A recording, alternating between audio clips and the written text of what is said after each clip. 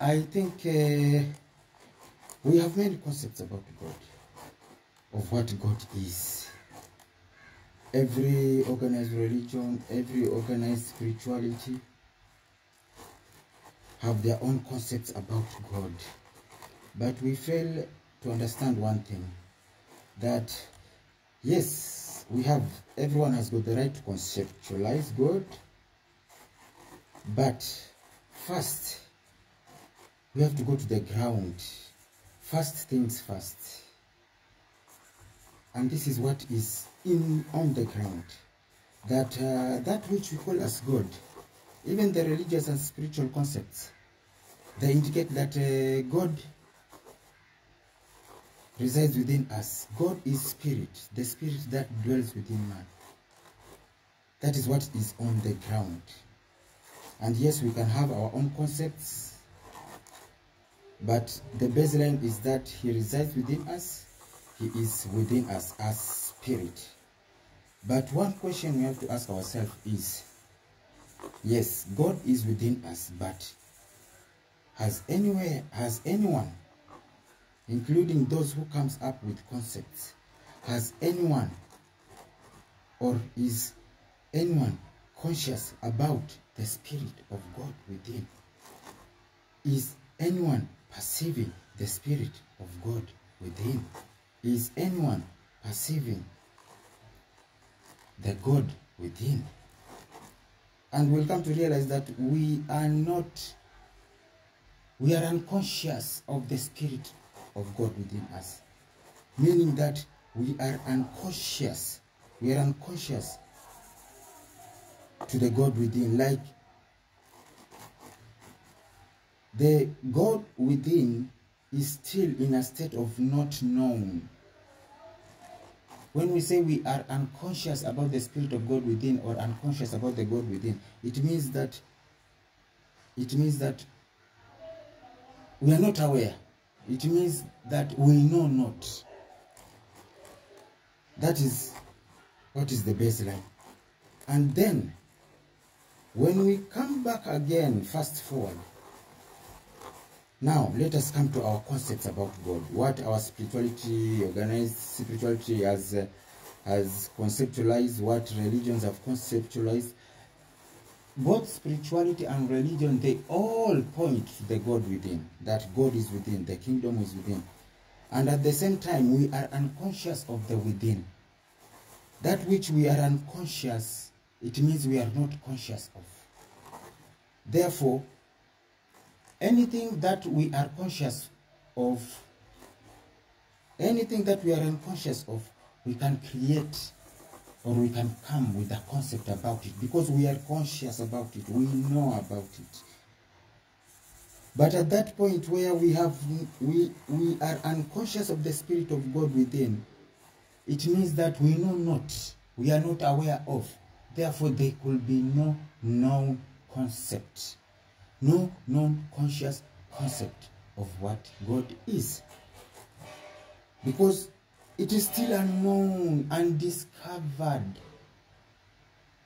That which is unknown does not exist, cannot have a concept.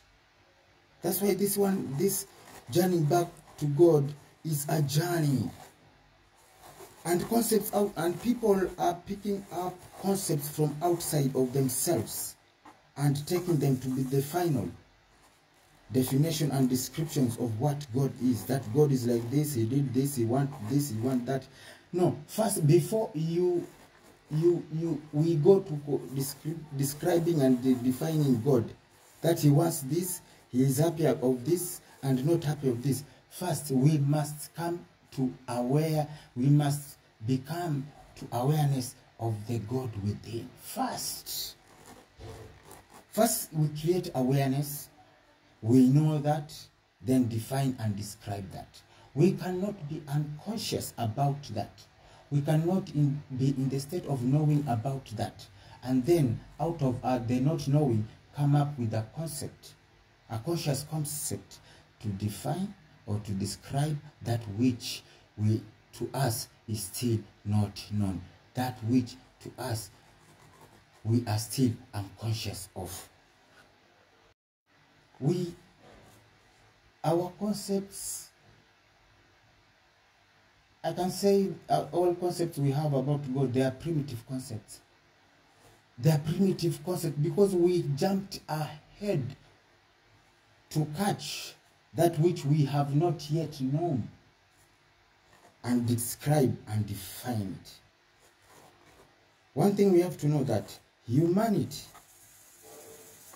with their all intelligence, humanity has never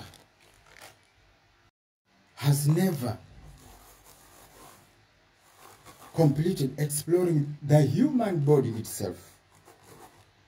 With the all technologies we have, with the all sciences, we have not been able to explore and define the mechanisms of our human body. Humanity has not been able, has not yet finished exploring the oceans which are covering our planet. We have not explored even 7% of our earth waters. Yet we have gone far to describe that which we still are not knowing about. And here is the thing. What we call as the universe, what we are describing as the universe, is all but observable universe. To that level, up to that level where we can observe the observable universe, it means that still there is vast part of the universe we are not able to observe. We are not able to observe. And the universe is what God is. Existence is what God is. When it is said that God is omnipresent, it means that he is ever present. He cannot be absent. Therefore, existence is what God is. Therefore, the universe is what God is. Existence is what God is. The omnipresence, being everywhere.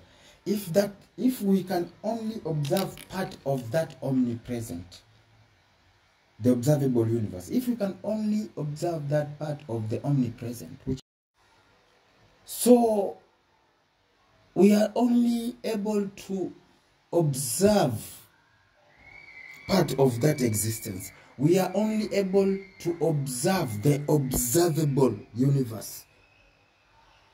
Being able to observe part of existence and being able to observe part of only a part of the universe, I don't think can give us that capability to define or describe what the whole universe is, what existence is, and what God is. We are defining God to our own level of our understanding. The primitive one of third density. We are in third density, we are defining God in 3 dimensions. God has got to have length, width, and breadth. 3 dimensions. And we are taking concepts of 3 dimensions, we brand them to God, or what the source is. The same concepts, what we know and what we are experiencing from other humans is what we pick and try to conceptualize God through those concepts. Concepts of human emotions, not even good emotions, negative emotions. That God is a jealous God. God is an angry God. He's a furious God. He's an ethnic cleanser. And this is in all of the religious texts. And yes, this thing could have happened. And these beings could have come here on this planet and walked in 3D here. And that shit happened. But it was not God. If a being came and walked upon this planet physically in 3D,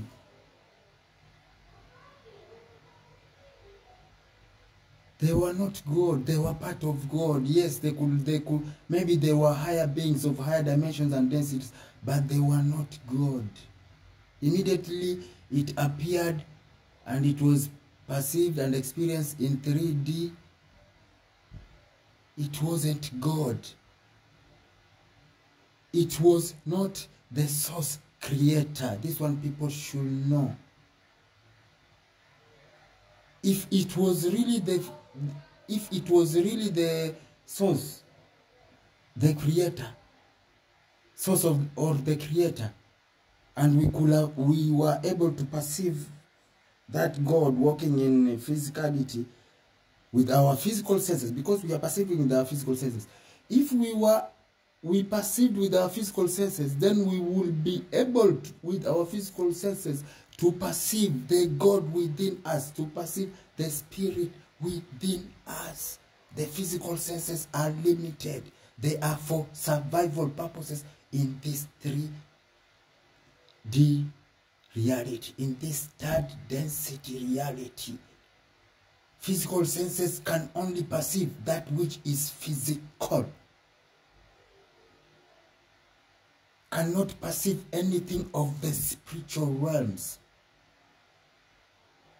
Therefore, whatever you perceived, if God came here, the gods came here, caused havoc, they appeared in here in physical, and they were seen, they were physical beings of higher density.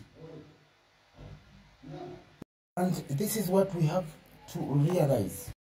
Have we ever asked ourselves that this God we are taught, or this God we know, we are told that God lacks nothing. Everything is within God. God is in the state of lacking nothing, like he lacks nothing. Have we asked ourselves that if God lacks nothing, why would God demand praises and worships? If God lacks nothing, even the praises and worships, he should not lack them at all. God should be in a state of zero expectations,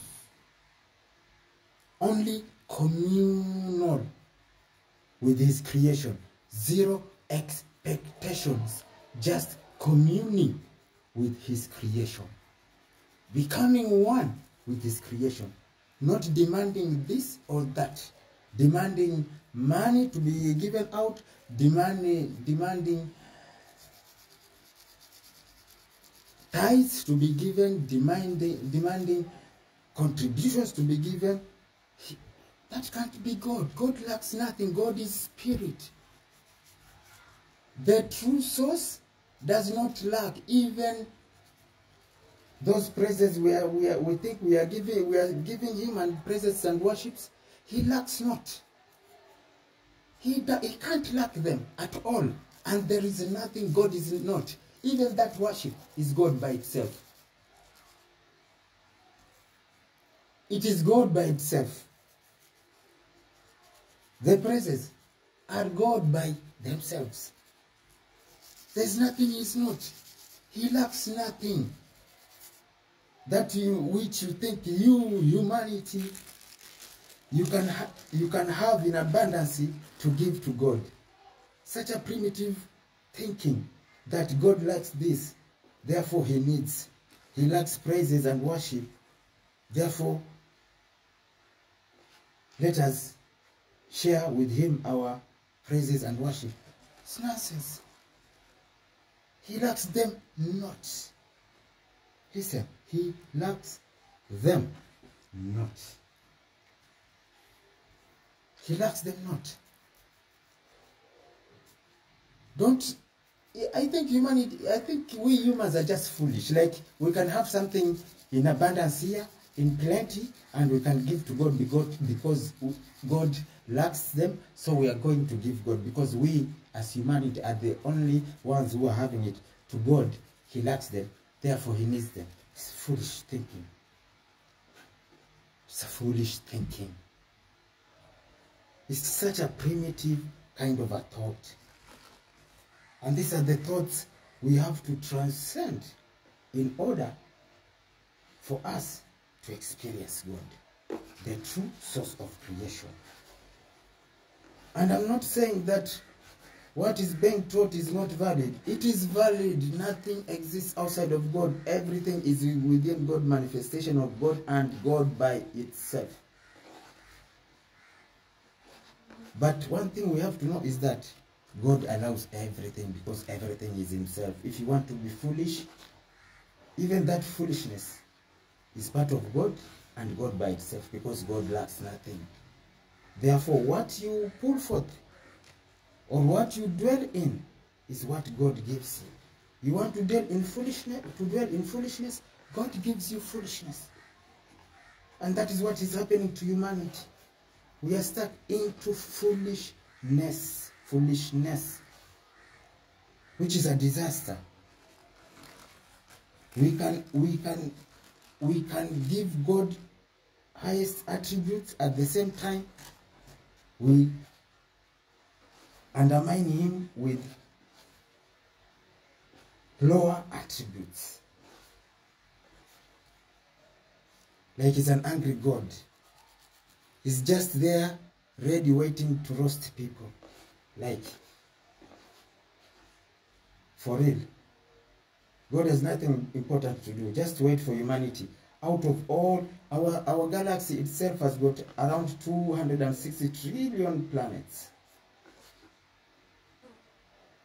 260 trillion planets. Around 200 trillion of them have life, advanced life. But God is eager, just sitting waiting for humanity to go and to wait for one of his creation in one small planet to roast them. Primitive concepts about God. We've never known what God is. And it's not that we never actually know, but we ignore what God is. We ignore what God is. That's why we are lost in primitive concepts. Like God created humanity to put them here just to wait for the time to come to roast them. Man, I don't think. For me, maybe for someone else who's listening to this, they might have that perception that, no, it is like that. Yes, it's allowed. There's nothing which is not valid in this universe. Everything is valid because everything is of God. Nothing exists outside of God.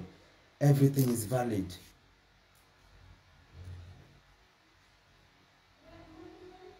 You will perceive the same God you conceptualize. Where you place God is where God stays, and you get to experience him. You get to experience him. From that angle or from that box, you locked him in. If you lock God in a box, he's not going to get out, he's not going to struggle, he's going to agree, he's going to allow you to lock him in a foolish box so that you experience a foolish God. When you dump God, God dumps you back.